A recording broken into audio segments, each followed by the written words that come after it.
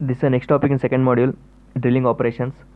Though drilling is the primary operation performed in a drilling machine, a number of similar operations are also performed on holes using different tools. The different operations that can be performed in a drilling machine are drilling, reaming, boring, counter boring, counter sinking, spot facing, tapping. First one is drilling.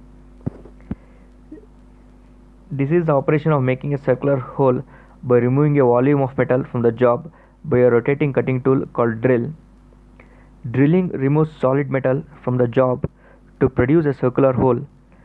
Before drilling, the hole is located by drawing two lines at right angle, and a center punch is used to make an indentation for the drill point at the center to help the drill in getting started.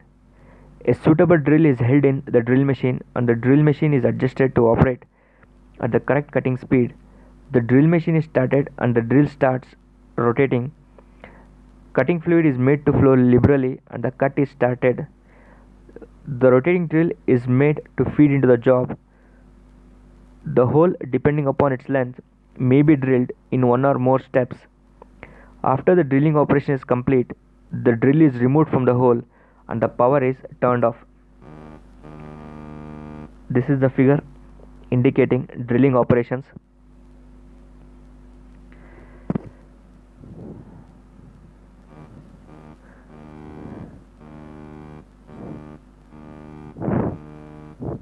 Second one is reaming. This is the operation of sizing and finishing a hole already made by a drill. Reaming is performed by means of a cutting tool called reamer. Reaming operation serves to make the hole smooth, straight and accurate in diameter. Reaming operation is performed by means of a multi-tooth tool called reamer. Reamer possesses several cutting edges on outer periphery and may be classified as solid reamer and adjustable reamer. This is a figure which indicates reaming operation.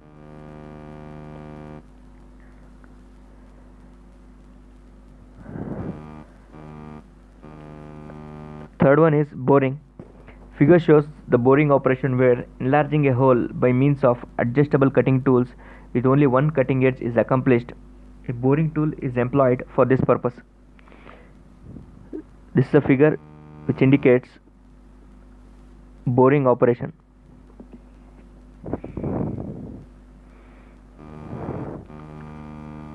Fourth one is counter boring.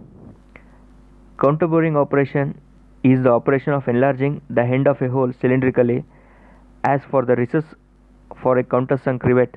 The tool is used is known as counter bore. This is a figure indicating counter boring, where one end of the hole will be cylindrical.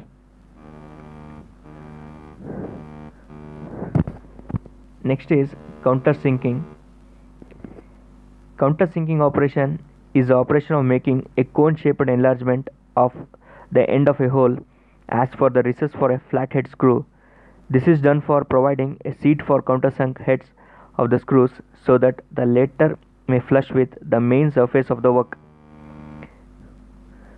This is a figure indicating counter sinking operation where one end of the hole will be conical.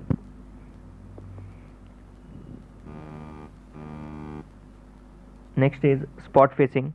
This is the operation of removing enough material to provide a flat surface around a hole to accommodate the head of a bolt or a nut. A spot facing tool is very nearly similar to the counter bore.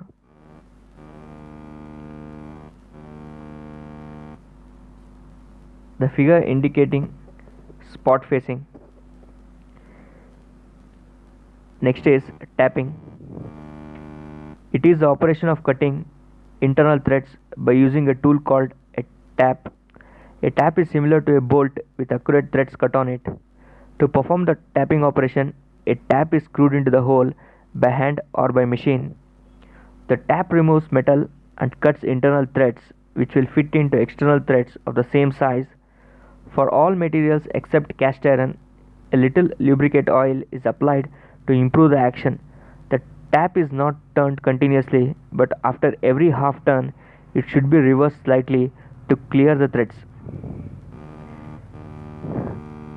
This is a figure indicating tapping operations.